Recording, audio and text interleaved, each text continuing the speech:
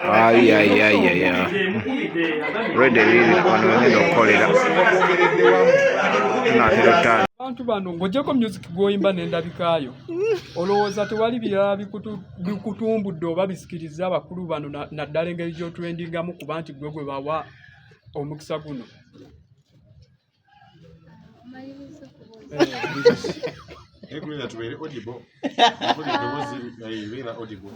Kakati ngenda kuddamu mu Luzungu n'Oluganda kubanga ebibuuzo bigenda kuba bingi, n'ekirala abantu bange abampuliriza eyo yonna bafaani bange abantu bange abanjagala bawulira Oluzungu n'Oluganda, so I'll be mixing. Yeah. So obadde ombuuziza ki ekirala kyenkola okuggyako music? Ng'oggyeko music olowooza engeri gy'otulendingamu nayo teyasikiriza abakulu bano kuba nti bakuwa. Okay. So kakati bano abakulu, the general company approached me actually was it a month ago, 2 weeks ago, around there, before the current saga.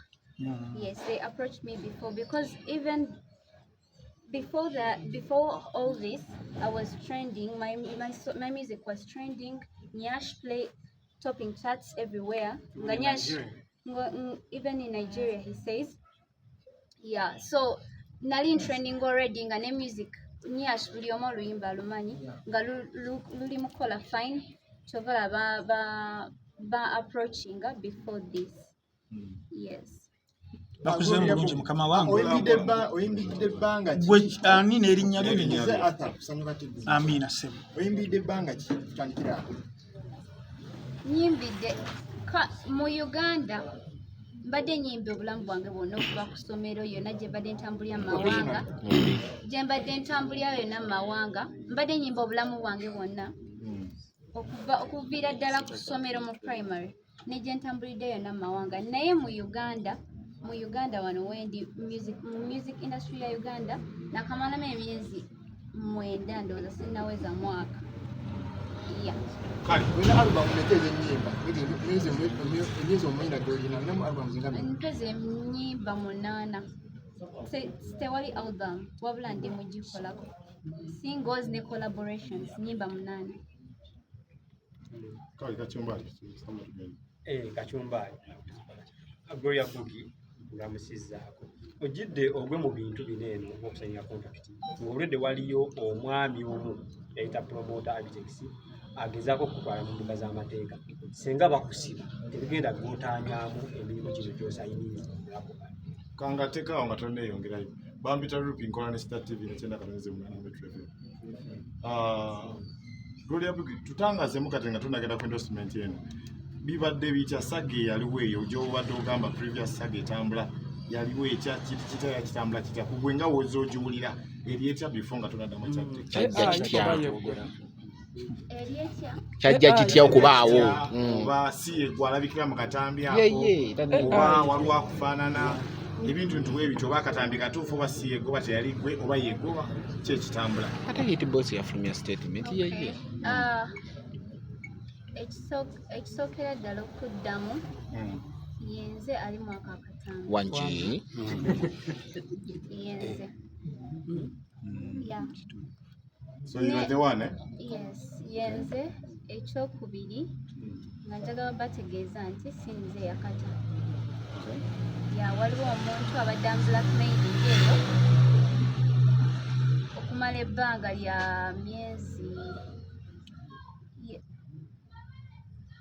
myezi emeka from last May. Okay. Mwaka guwezi. Nemyezi.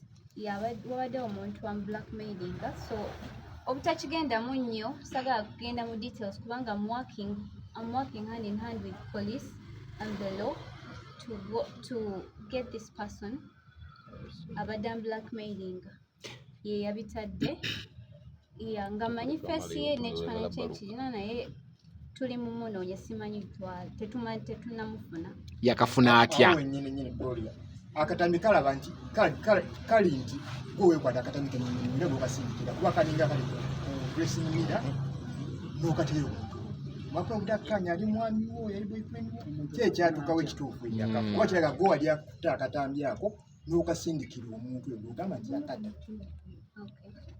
Ndowooza mwana babubi kubanga omuntu bwemusinga ndi mukeekwata singa nalina essimu.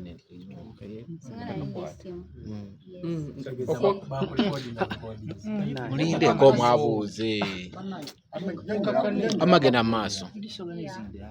Sinze yakeekwata n'ebirala ebikwatagana sinze yakeekwata era sinze yakatadde.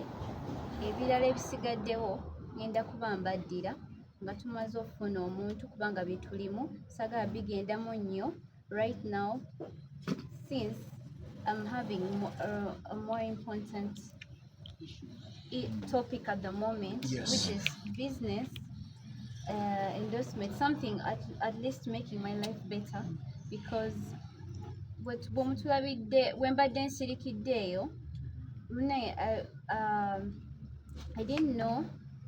I didn't know how important mental health is and issues to do with depression because I'd never been depressed. But reasons why I was quiet is I was working on I was processing. I was surprised, like just like everyone, because we tried to more sent nga tumanyi atufuddeko. So out of the blue, I was surprised just like everyone. Kati nnyo tugire mu kimu Chabitex no kasokaddemu Chabitex kibambuziza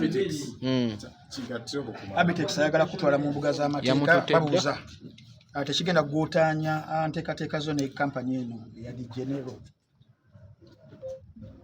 ye bakusavinze bakuyise koko bakooti wa police aba CID tebannampita kyekisookera ddala ekyokubiri nga sinnayogera kweyo ensonga ey'okumpabira ntuusa okusaasira eri abakyala abawala bonna abaali bayise mu kintu kino kye ndimu era nga first of all njagala kutandikawo njagala kukolagana wamu n'ebitongole ebiyamba girl child nga nze girl child nga nze ne cases ezagala kwefaananyiza bwensi so that girls like me, women like me can live in a blackmail free society, because one thing I'm sure of is okwekwata akatambi oba okukankwata si musango. It's not punishable by the law. What is punishable by the law is revealing it to the public, which is promoting pornography. And I don't think anyone can wake up and do such a thing to themselves. Yeah, no one would want to go through what I'm going. Sorry. Yeah, but to answer about this person who has reported me,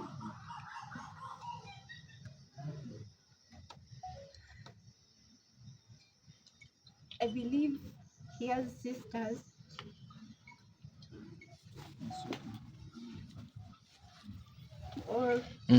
Woda kuotuziza mutaka. I believe he has a family, sisters or daughters. Kyenyinza ogamba nti nno oba yandisoose n'alowooza n'asooka n'akola okunoonyereza etanna trying to frustrate me more than what I've been already going through. Yandisoose n'akola kunoonyereza. Ekisooka ddala, I filed my case in May 2023, this very case. Then we tried to follow up and the person left the country. Yeah, that's what I can tell you. Then they came back, maybe yalabye nga I'm famous kati ndi mukikuba nagamba maybe kakoleki kate career yange, but okuddamu ekyoyo ayagala okuntwala mu mateeka, it is okay, kikkirizibwa, buli omu akkirizibwa okulowooza nga bw'ayagala, kubanga kumwe mwenera tewali abadde abamanyi mazima engeri gye tubadde tunavaayo kukyogerako. Ya naye I'm ready to comply with the law and police and everyone who is interested in this case to bring out the truth. But the little I can tell you is that I did not release the video.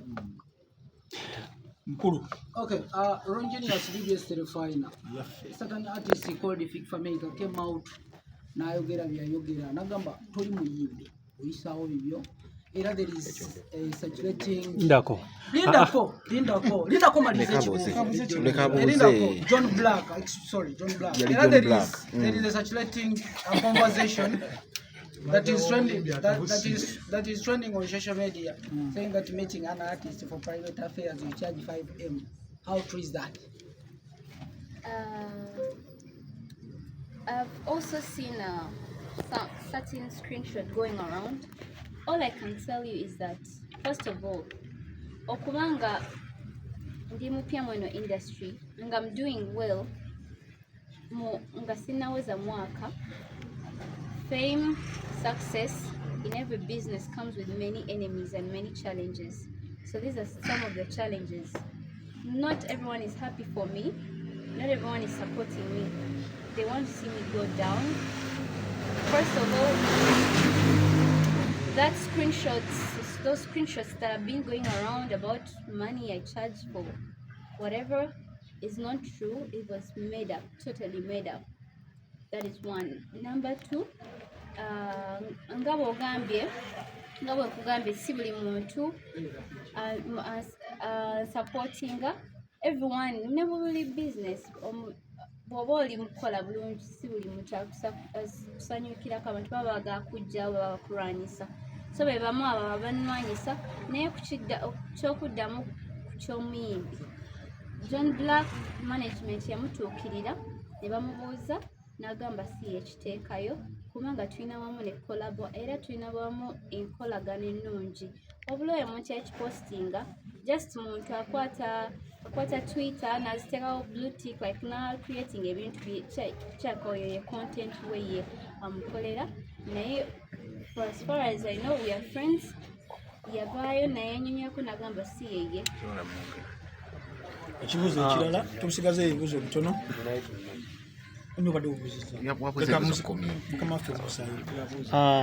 Nze bampita Ibra Case kola ne bukedde. Many people on social media bavaayo ne bagamba nti according nga bwe wali mu hotel wetutunulira bodeyo nga bwe yali wali tosaana kuba mwako ka hoteli according to your body wandibadde mu apartments ziri ez'amalayo n'obusapatu ng'oli mu buli obwaggwako zimodo zamaani kabusaleko emabega. What's your say about that? No comment about that because tekikola makulu buli omu asobola okukolera ekikolwa ekyo wayagalira ekikolwa ekyo kweyagala n'omuntu we osobola kikolera wonna wayagala ne bw'oba oyeza ne mu kibira osobola okikolerayo. So Empera yakolera mu ttooyi kitegeera bw'oyagalidde wokikolera. So no further comment about that. Wabula njagala okutegeeza eggwanga lyonna kino I've been endorsed. This is my first endorsement, which I'm happy with the general drink. This drink, can I have it? Yeah, this drink. Chakunywa chirungi. I've tasted it. It's very nice for both ladies and males. Ndi musanyufu okukolagana nabo n'okubanga they're supporting Ugandan music industry. I mean, bandigenze mu bannakatemba oba ki basazeewo music industry ne basaba kukola nange. I'm happy to work with them. Going on, I think we should concentrate on this big moment for me and for General Drink. Thank you. Yes, mbadde nsaba ebibuuzo bisatu ate bigenda beera main endorsement amaze njagala kya endorsement njagala kya endorsement she has clarified on each and everything mbadde mbasaba bange nze njagalayo kimutoka kya endorsement mukyalo ono tumubuuze ku kya endorsement ye gyafuna mbadde mbasaba biri bino byonna mugenda bamuddamu byennyini mbadde mbasaba busabi tuleme kuwona lunaku lwa mukyala tumubuuze ku kyokunywa ssebo amanya abantu Eddie CEO Edios Media batugambye ekyokunywa ekyo kirinnyisa sex libido osuubira onaasobola okwefuga ku kyo naddala nga bwetugambye nti omaze n'okukirozaako. So if I had correctly said men's libido, is it for men or women? Or both? Both. It's for both. Yeah, but mainly men.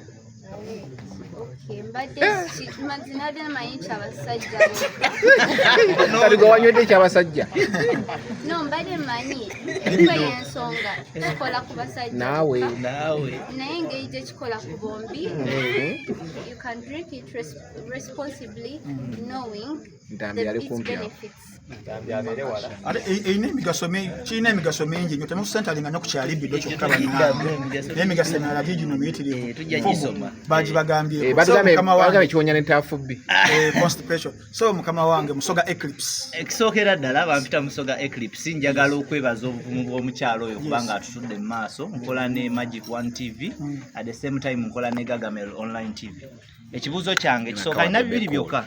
Ekisooka oyise mu mbeera eno naye osobodde okustandinga out era confidently nojja not facing ate ng'otumanyi tetuli bangu.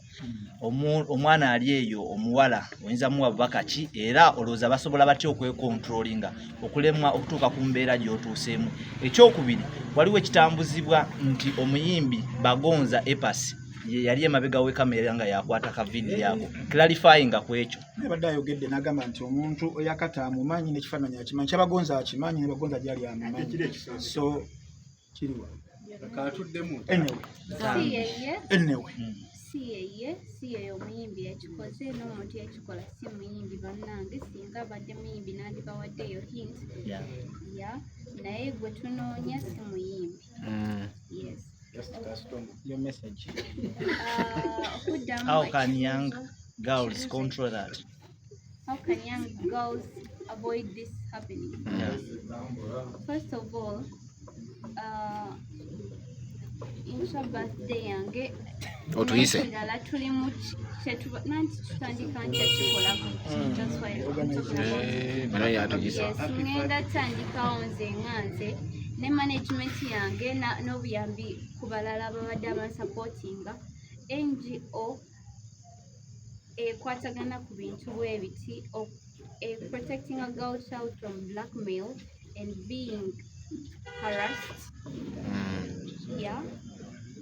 Nga nyambisiddwako abantu abalala nammwe kino kirango if you can help or you have something to add on to this, any kind of support, please come on board. You're welcome. Kubanga bannaisiza asoose tugenze tubulaba bungi mwaka n'emyaka egiwedde ate nga abantu bwe bati they're not about to stop. I think it's just getting worse. So twetagawo ebitongole abantu to create awareness to avoid such things from happening again. Nayenga, the piece of advice I can give to a girl child like me is to not trust anyone and not trust anyone with such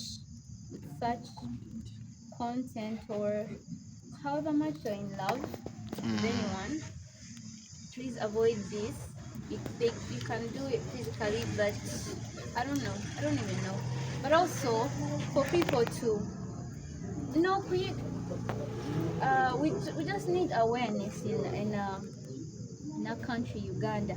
Bonge bweru eyo amateeka makakali nnyo like normal tutasobola kumala gakikola.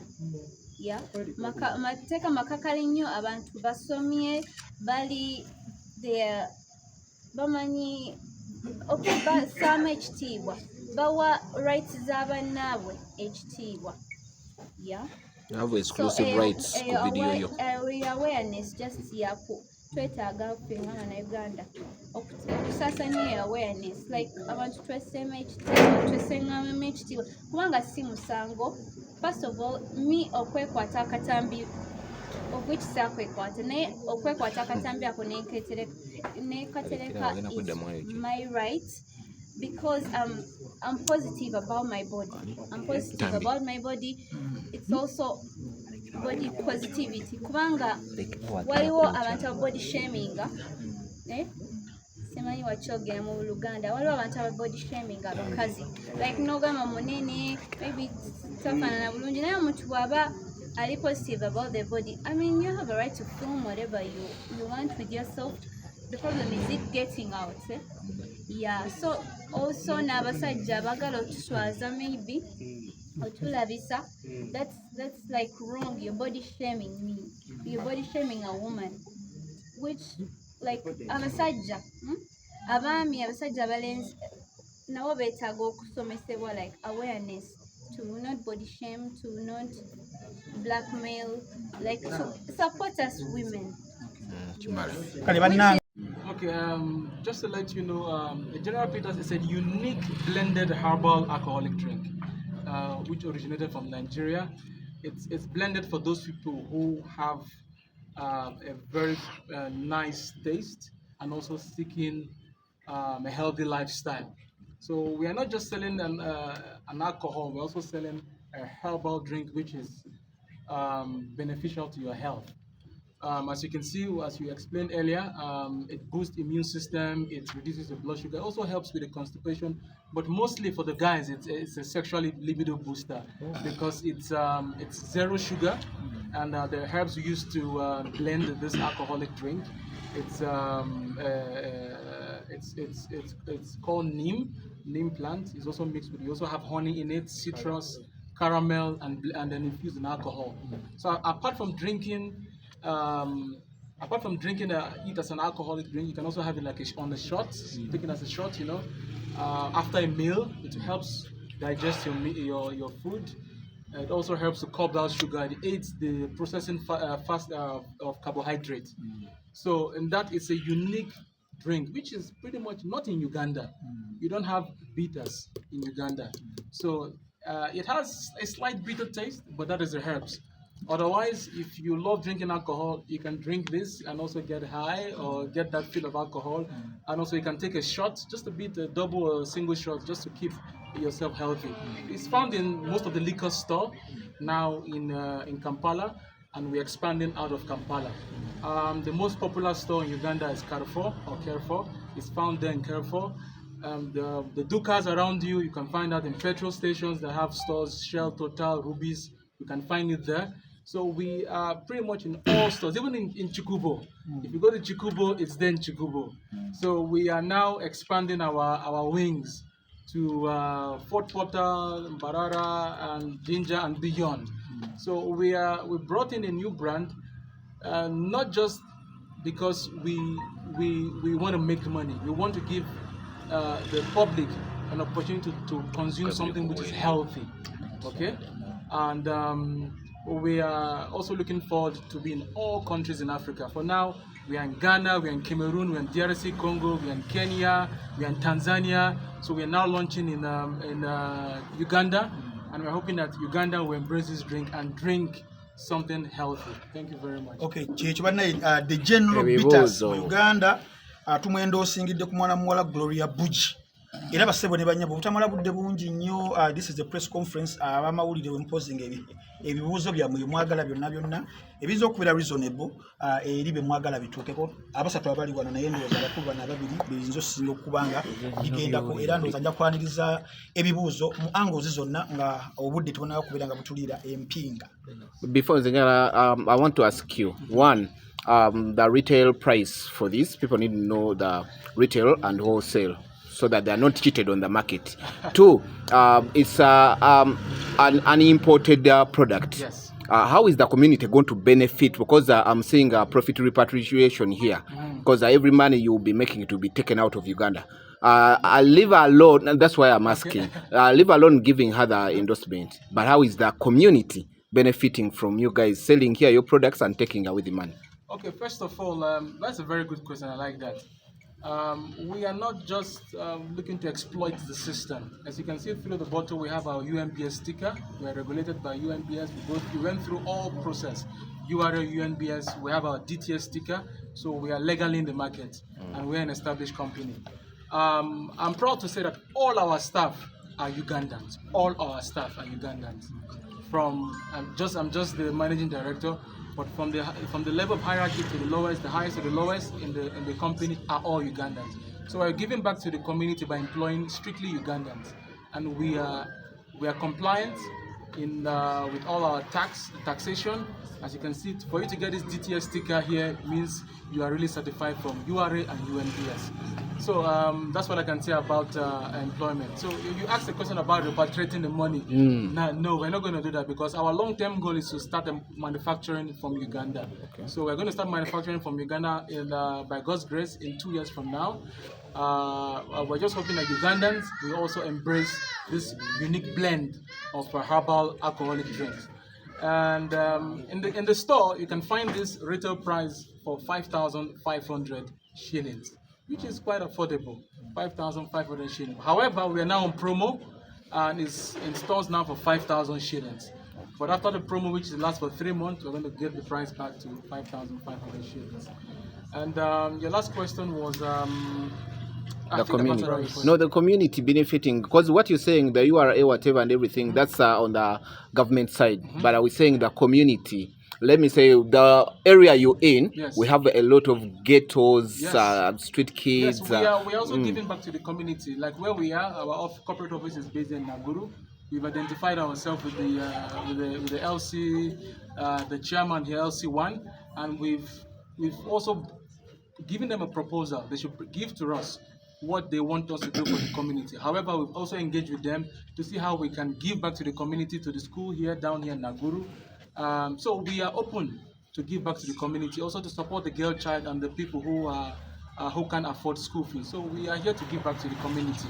That's what I want to let My last question, I'm seeing a lot of ambassadors on the who are powerful artists yes. In Nigeria. I'm seeing Sake, I'm seeing apart from giving her the endorsement, can she be one of our Ugandan artists who can get a chance to get call? Because you guys, if yes. you give them, meaning you in a direct contact with them, you're like you can command and everything, a chance yes. get collaboration with I can someone. Guarantee you here with any of the brand ambassador here, it only takes Gloria to choose one who she wants to collaborate with. But we're giving her a platform to have a Nigerian Ugandan collaboration. It's part of what I told you. Just keep watching Gloria Bugie's space. You will see the collaboration with one of our Nigerian It needs to be on record, otherwise you'll be like, you know about it. It needs to be on record. It is part of the benefits. Because it's a space of 1 year, yes. renewable. Yes. But you can decide to terminate in that 1 year. We need to see those yields yes. in a space of 1 year. Yes. Because we need to see her also grow, go tap in there. It's part of our agreement. It's part of our agreement. So like I said, I want to make it known. We're not here to exploit, not are we here to take from Uganda, but we're here to give back to the society. Okay? Everybody, from the lowest person in the society to the top, will benefit from the general bidders. Okay, you said it's herbal. Yes, it's herbal. And again, it has a 15% of alcohol. Yes. And I've seen where there's a liver health boost. Yes. And we know liver and alcohol don't match. Yes. So how is... a person conk that this thing will work on their liver health issues? Let me take you to medicine. Do you know excess consumption of paracetamol that you take for your headache can kill you? Yes. But also, taking in a little quantity can help you get, it can also help you cure your migraine or headache. Same thing to red wine. They always say red wine is good for your heart. Is that not correct? We all know that. So the herbs that we infuse in this alcoholic blend, which is called a plant called neem plant. You can Google about it.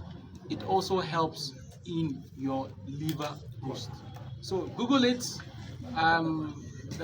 That's the fact. The record is there, and we've also gotten feedback from people who have consumed this product in Nigeria, or even here in Uganda, the few who have consumed, who have also buying the product, are giving the healthy benefit feedback. So I guarantee you that the herbs that we use to make it boost the liver when taken in the right quantity, not to abuse. So they say drink responsibly.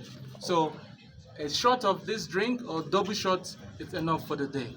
That's what I can let you know. In a day, double shot? Double shot, yes. Okay. But also, if you're going to drink more than that, please drink responsibly. Thank you. Drink it near your girlfriend, otherwise, because of the libidinance. But what I can say now is we're signing up a 1-year renewable contract with Gloria, which comes with a lot of benefits, of which I don't want to disclose as much as possible, but you have to keep your ears and your eyes towards Gloria Bugie because you're going to be seeing it through her. So a lot of changes are going to happen for Gloria Bugie with the brand General Peters. So if you're inquisitive to know, I think you should wait to the end of the press briefing. We're going to reveal the amount. Okay. And also, I would like you guys to follow her on all our social media pages. You're going to be seeing the difference of our benefits to her.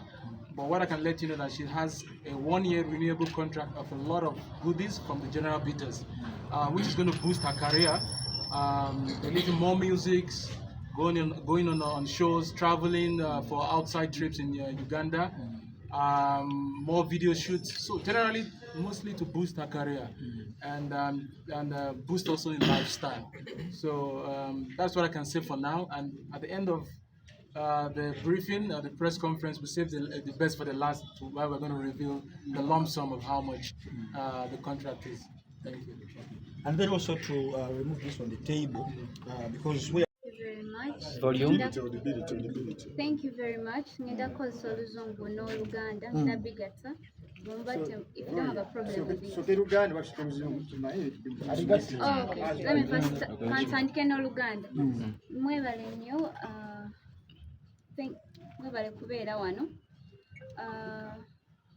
Olunaku lwaleero ndi musanyufu okubanga ngenda kusayininga my first endorsement ng'omuyimbi omupya mu industry ne D General. Kino ekyokunywa kimulaba wano. Nyinza okweyita ow'omukisa kubanga waliwo bangi maybe abansinga oba bawaliwo abayimbi bangi but balonzeemu nze bandabamu potential. Kyebaza Mukama kitwala ng'ekintu ekya bulijjo. mbadde nkubuuza gyatandika bitya, bakutuukirira batya mu ngeri eyo era okukkaanya nemukutuukako mutya just to inspire other artists abali okutapingamu opportunities nga zino. Okay, so babadde banfollowing abantu bayivu nnyo babadde banfollowing nga bakebera my progress, my music, nga bakebera buli kimu kale bwe nkolamu ebintu byange ne management yange Hit Boss Management ne basanga nga ne basiimaamu nze cause ne work gye mbadde nteekamu music gwe mbadde nta nammwe mubiraba bye mbadde nkola musically. So yeah, ne bantuukirira through my management, Hit Boss Management. Ne tutuula ne bagamba bagakola wamu nange ne tutuula ne tukkaanya. Yeah, kwe kutuuka wano. Ekibuuzo ekikulu omuntu yandyagadde okubanga amanya contract eno egenda mala bbanga ki, sinakindi ekiba tekigenda affecting the company and you okudisclosinga probably abantu bagala nnyo that saamu eyo erimu. Mbadde nsaba ekyo ekibuuzo okay, yes. Mr. Yes. The world and Uganda wanted to know or want to know the details about that. To answer your question, yes, we identified that Gloria Bugie is one of the fast rising Ugandan artists with a lot of potential if given the opportunity for her craft to be out there in the public. So after much search in Uganda, we looked at several male and female artists.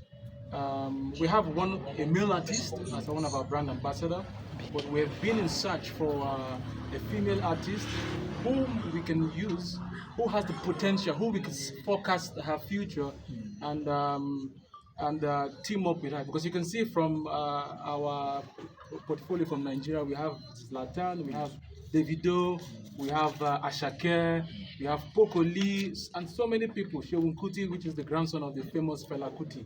So we've been in Uganda. We came in newly into Uganda, and while we've been doing our research, we realized a gem of which most Ugandans have neglected. You know how I don't know if you know oyster, pearl from the sea. A pearl is like a stone from an oyster, which when you look at a shell on the water, you think it's just a trash.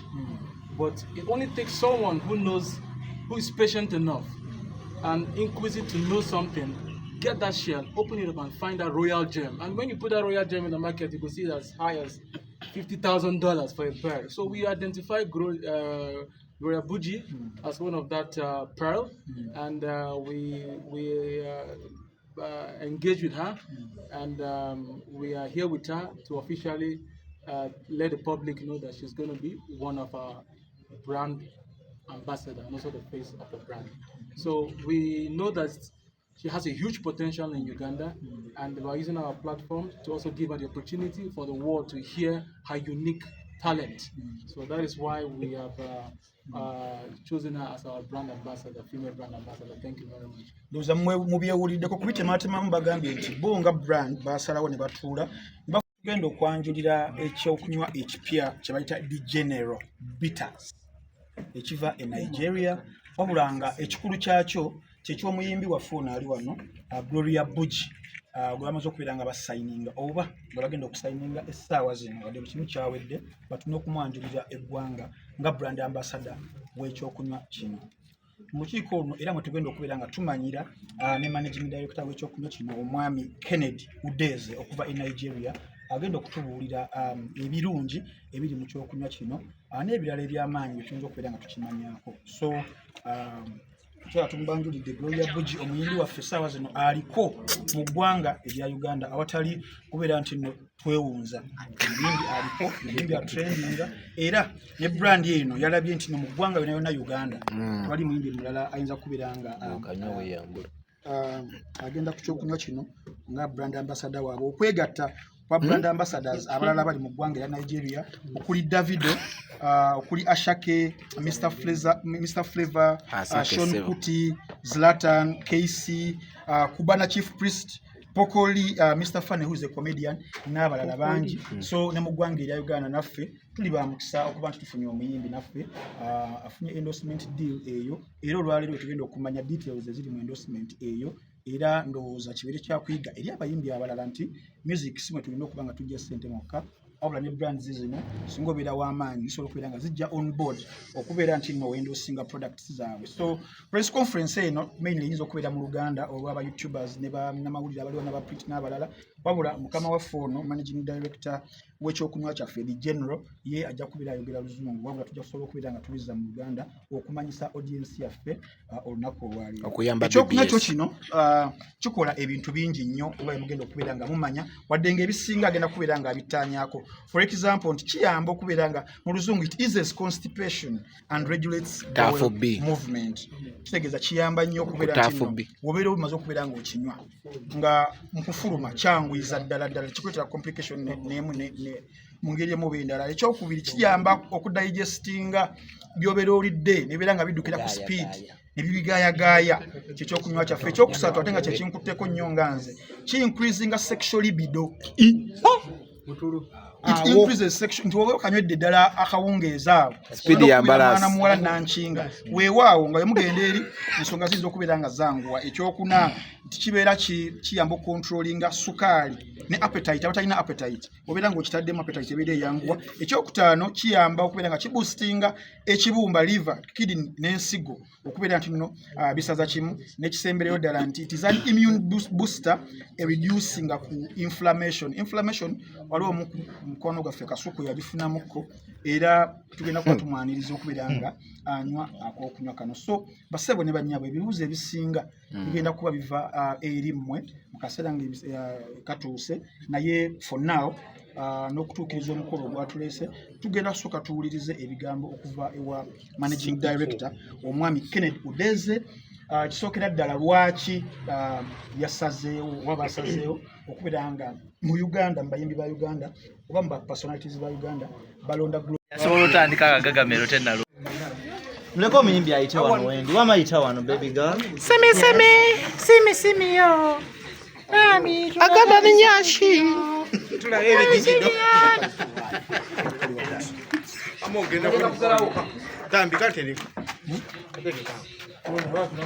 ambassador of the streets, king of the ghetto, world banker, #1, representing Africa.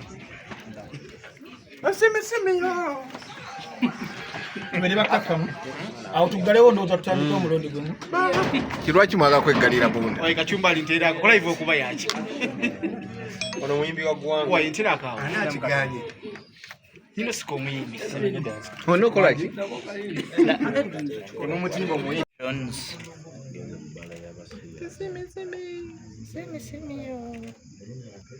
abajulizi mbaddewo naye ofunye eki teekawa era obeerawo obeerawo